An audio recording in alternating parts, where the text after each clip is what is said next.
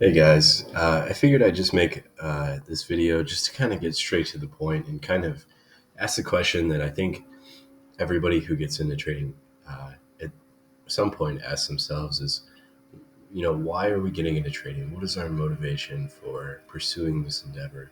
I mean, we know objectively that there's a very, very high rate of failure and most people don't succeed.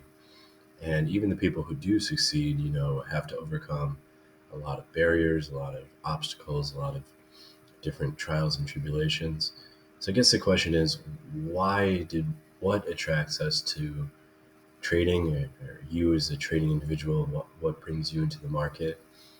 Um, and to really dig deep down into that question, and obviously everybody is going to answer it at a surface level that we're getting into the market to make money. But if you dig deeper, a lot of times there's more deeper motivation than just that.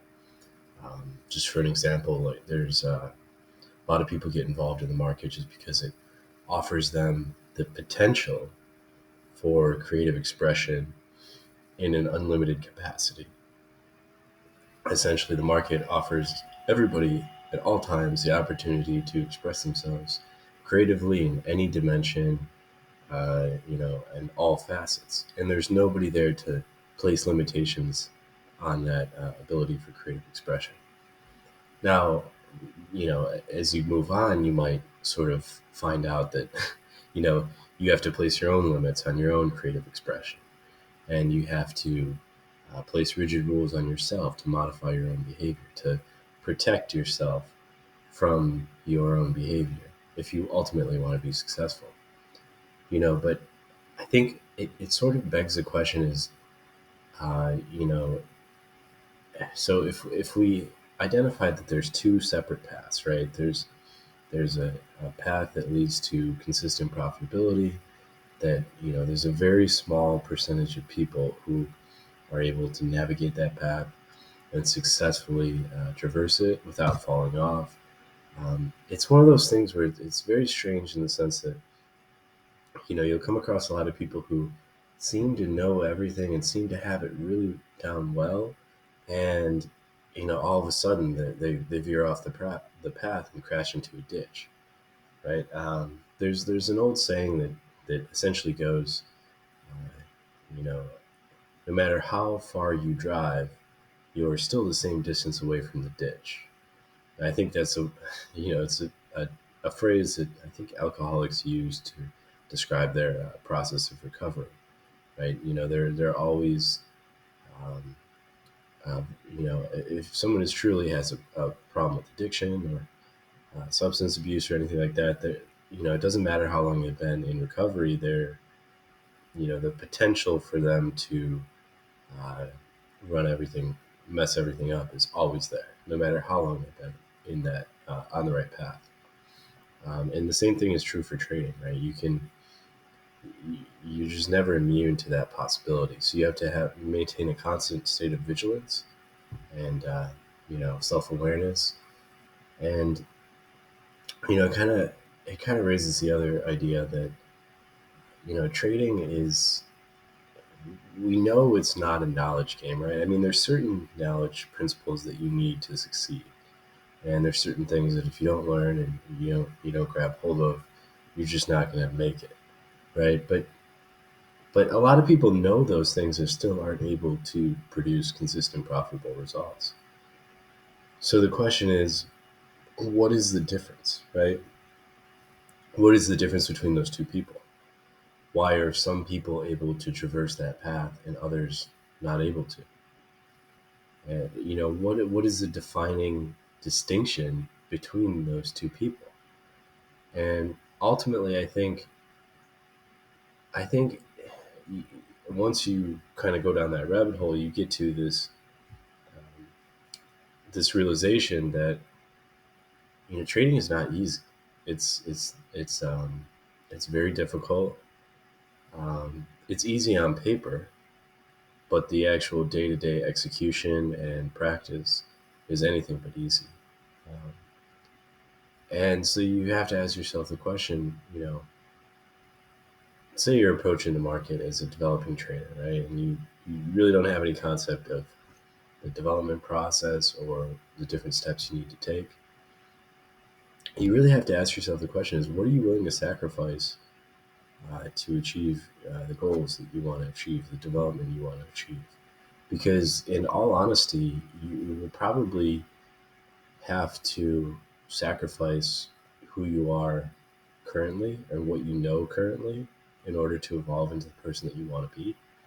And that may be, letting go of certain relationships, letting go of certain people, or letting go of a job that's holding you back. Maybe just making very radical changes in your life, and not in an impulsive sort of way, but just a very deliberate and purposeful reorganization of your priorities and the people who influence those priorities. Because one of the important things about a trading journey is as you progress along the trading journey, you just there's just really uh, when you emerge on the other side, it's almost like a completely different person emerges, and you'll sort of look back at some of the things you did previously or some of the beliefs you held, in kind of disbelief that you ever held those in the first place.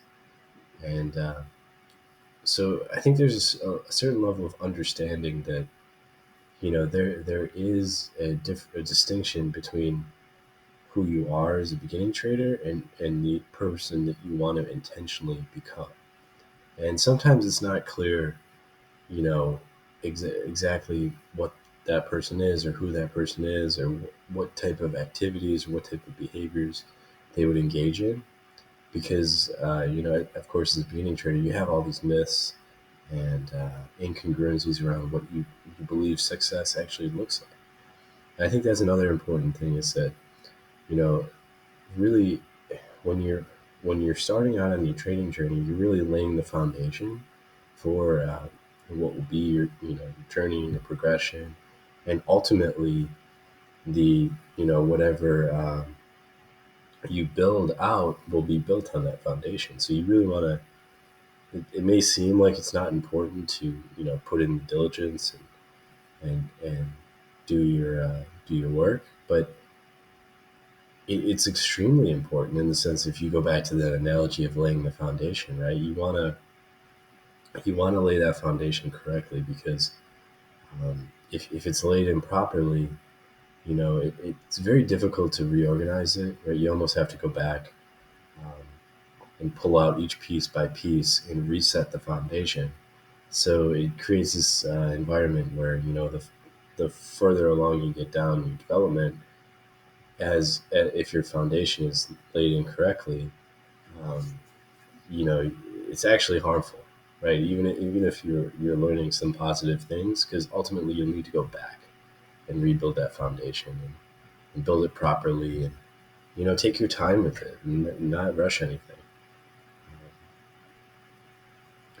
The trading process is very unique to each individual, but there's a lot of diversity to it, and I think trading is very very unique in the sense that there's the possibility to make unlimited money, really, and to make money in a way that's divorced from, the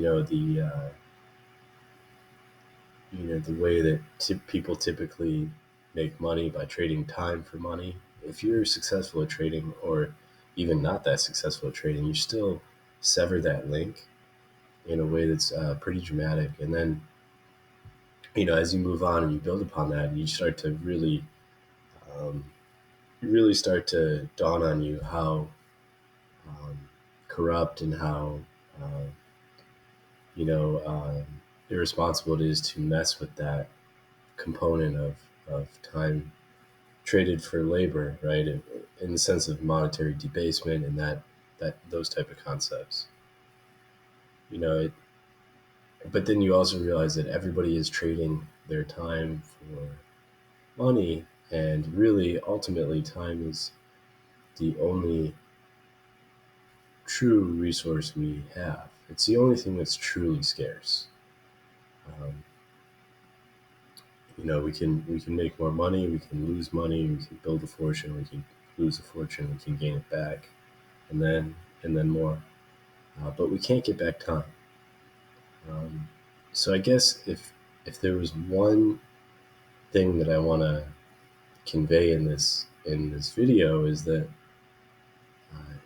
just you know convey the idea to be very purposeful with your time, and uh, to focus it in a way that is going to guide you in the direction that you want to go. Now, if you know if I've had multiple conversations with people you know who are successful in trading and have sort of developed and got to the point where they are financially independent through trading. And it's really a wonderful thing because it's one of the very few avenues where you're not dependent on anybody, right? You literally, it's very unique in that sense because nobody has any control over you. It's just you and the market and the ability to extract money from the market. That's very unique. I mean, even business owners, right? They although they don't have technically they're their own boss and they don't have any boss over them. Really, their clients are their boss, and their income depends on their clients and their clients' approval and their clients' opinion. And trading is totally divorced from that. It doesn't matter what people think of you as a trader. It doesn't matter what you think of yourself. Um, you know, so in that sense, trading is very well suited for lone wolf type personalities. People who don't need social gratification, people who can just go at it alone, people who don't need people to validate their ideas, people who don't need other people to pat them on the back and tell them that they're doing the right thing. If you have those personality traits, you're probably going to be a good trader. Um, Also the self motivated direction. Um, these are all things that kind of, if you were filtering for successful traders, say you were running a prop firm, now you're trying to do a personality questionnaire. Those would be the type of personality traits I'd be looking for. And ultimately, at the end of the day, um, when you do reach your development process and you do have that financial freedom, then it sort of begs the question of what comes next after that, right?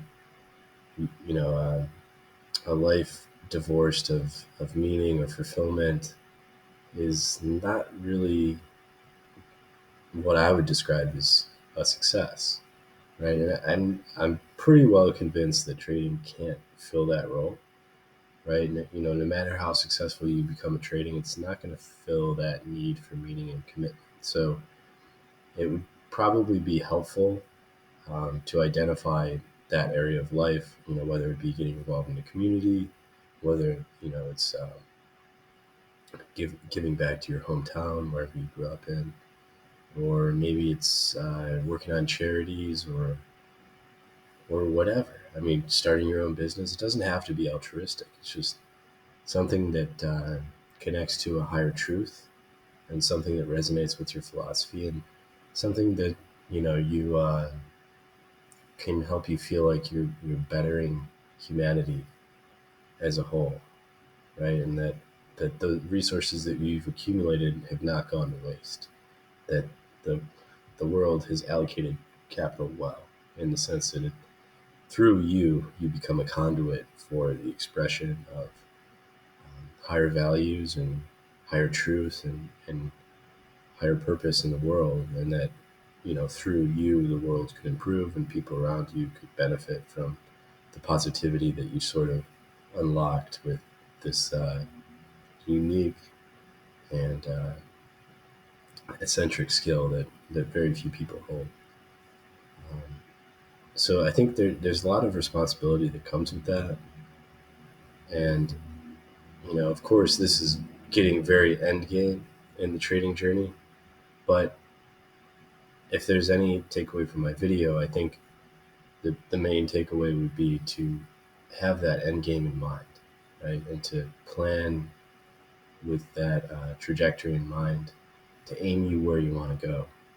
And an analogy I'll use to illustrate that is, if you have a boat, if you put two boats side by side and you tilt uh, and you angle one boat 1 degree off of another that's perpendicular or parallel to the boat, they, as initially, if you cast them off from the harbor, they will appear to be going in the same direction. But as time elapses, right, that boat that's misangled by even 1 degree, right, as time passes, the degree that those boats drift apart gets greater and greater and greater as time passes, until at the end of a long voyage, those two boats are in completely different areas.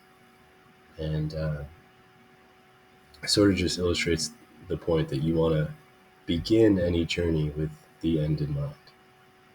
Anyway, I hope this video was helpful, and probably upload something similar in the next few days.